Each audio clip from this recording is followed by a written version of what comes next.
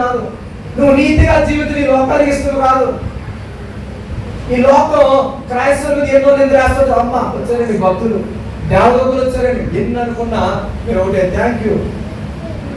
ఎవరు ఎన్ని అనుకోలేదు, నన్ను అంటారు మా డిపార్ట్మెంట్లో, నేను తెలుగు మా డిపార్ట్మెంట్లో నార్త్ ఇండియన్స్ ఉంటారు, వాళ్ళందరూ అంటారు కదా ఎన్నో అనుకుంటూ ఉంటారు. నేను అనుకుంటాను ఆ విధంగా కూడా ప్రభు నామానికే మహిమ. అంటే క్రీస్తు బిడ్డగా నన్ను గుర్తించాలనుకుంటున్నాను. దేవుని స్తోత్రం. మనం కూడా ఈ లోకము ఎన్ని రకాలుగా హింసించినా గాయపరిచిన కానీ క్రీస్తు బిడ్డగా మనం కృంగిపోతున్నాం. హల్లెలూయా. ఎందుకంటే తెలుసా, వాళ్ళకి లేని భాగ్యం మనకు ఉంది ఈరోజు, వాళ్ళకి లేని ధన్యత మనకు ఉంది ఈరోజు. హల్లెలూయా. ఈ దేవుడు అంత గొప్ప దేవుడు, భూమి ఆకాశం సృజించిన దేవుడు నీ దేవుడు, చనిపోయిన వారిని లేవనెత్తిన దేవుడు, చనిపోయి తిరిగి లేచిన దేవుడు మన దేవుడు. హల్లెలూయా. ఒక రోజు మనం కూడా చనిపోతాం, మళ్ళీ మన క్రీస్తులో మనం కూడా లేస్తున్నాం. హల్లెలూయా. ఆ భాగ్యము ఎవరికి ఉందంటే ఇక్కడ మనకే ఉంది. హల్లెలూయా. ఈ భాగ్యం లేని వారు ఎన్నో అభాగ్యమైన మాటలు మాట్లాడినా, ఎన్ని నిందలు నిందించినా కానీ నిందలను మనం నవ్వుతూ స్వీకరిస్తే అవన్నీ మనకి దీవెనలుగా దేవుడు మార్చివేస్తాడు. దేవుని స్తోత్రం.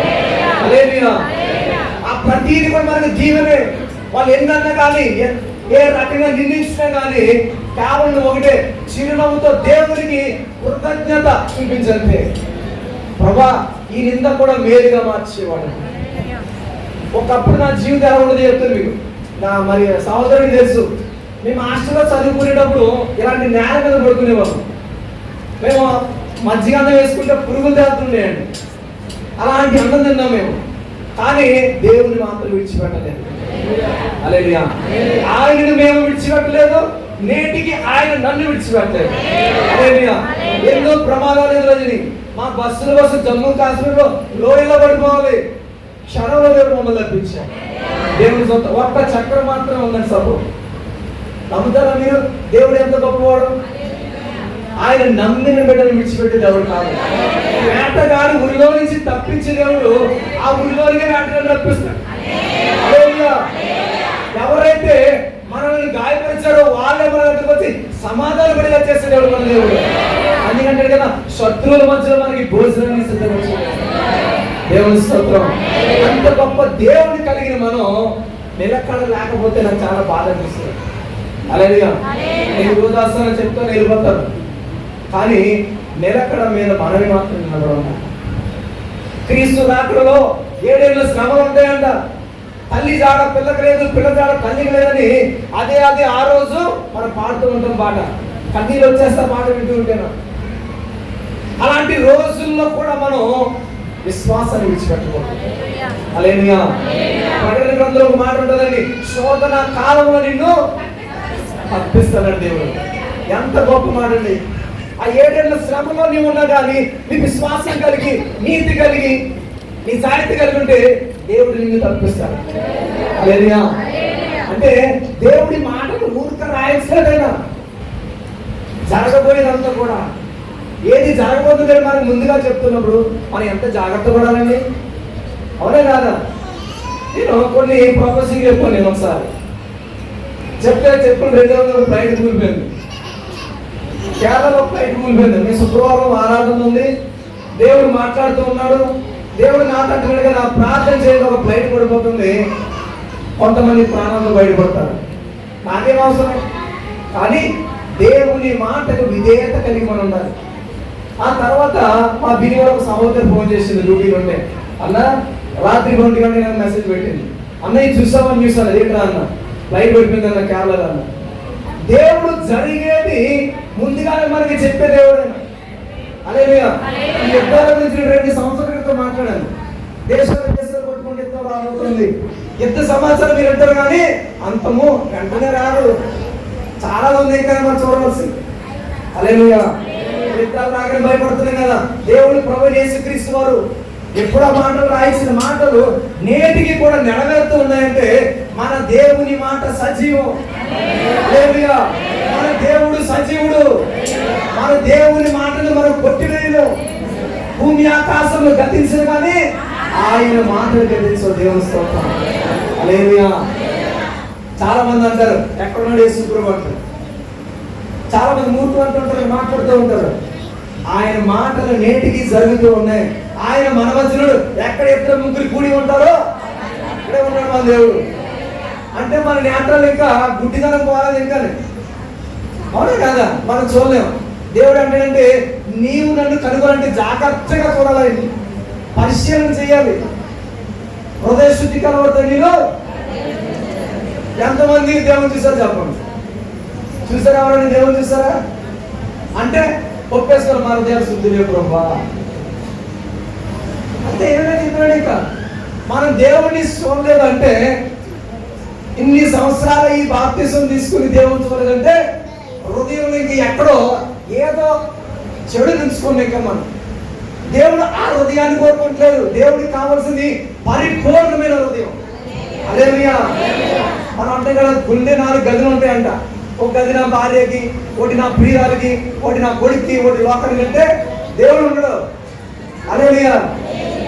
అయ్యో చెప్పడమ్మా, దేవుని స్తోత్రం.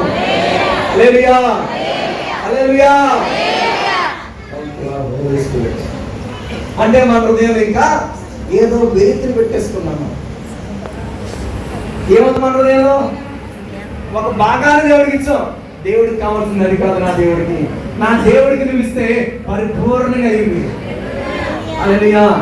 ఆయన నీ నుంచి కోరుకునేది పరిపూర్ణమైన హృదయాన్ని. నువ్వు రాతి గల హృదయాన్ని ఇస్తే మాంసపు హృదయంగా మార్చుకుంటాడంట. హల్లెలూయా.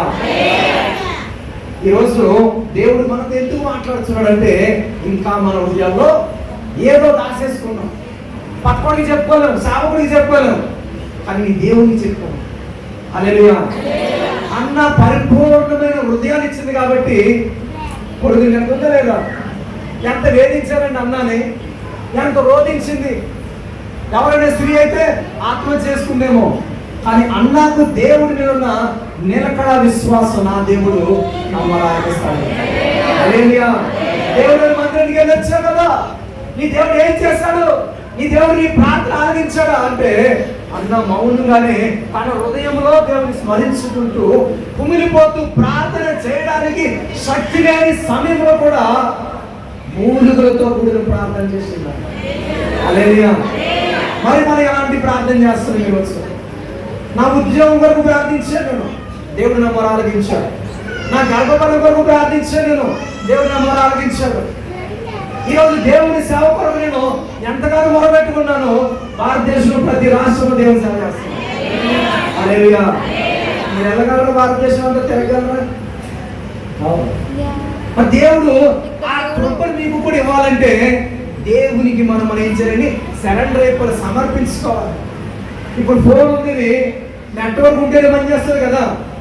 నీలో కూడా ఆ నెట్వర్క్ దేవునికి అనుసంధానం అయితే నువ్వు పనిచేస్తావు. దేవుని కొరకు ఫోన్ కూడా వాడబడతావు. హల్లెలూయా. నెట్వర్క్ లేకపోతే పిచ్చోళ్ళ తిరుగుతుంటాం, కొండలు ఎక్కుతాం, మెట్లు ఎక్కుతాం, బొట్లు ఎక్కుతాం, కానీ ప్రభు ఎలా చోటికి మాత్రం వెళ్ళాం. ఎవరలాగా తప్పించుకుంటాం. నువ్వెంత తప్పించుకున్నా కానీ దేవుడు మన తిరిగి అక్కడికే తెచ్చుకుంటాను. నేను కూడా అలాగే ఒకసారి తప్పించుకుంటామని. నాకు ఒకసారి తమిళనాడు నుంచి కర్ణాటక పోస్టింగ్ వచ్చిందండి. నాకు వెళ్ళడానికి ఇష్టం లేదు. అక్కడ దేవుని సంఘం లేదు. దేవుడు సేవకులు చెప్తున్నాడు, దేవుడు చెప్తున్నాడు నువ్వు అక్కడికి వెళ్ళాలి, సేవ చేయాలి. నాకేమి ఇష్టం లేదు.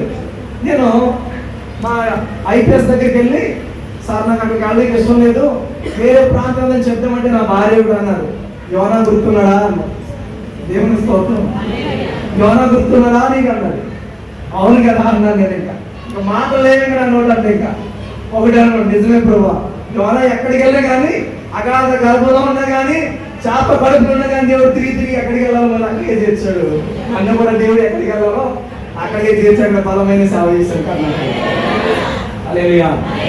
ఎందుకంటే దేవుడు అందరినీ వాడుకోవాలని ఆశ. ఎందుకంటే మనకే భేదాలు ఉంటే వ్యత్యాసం ఉంటుంది.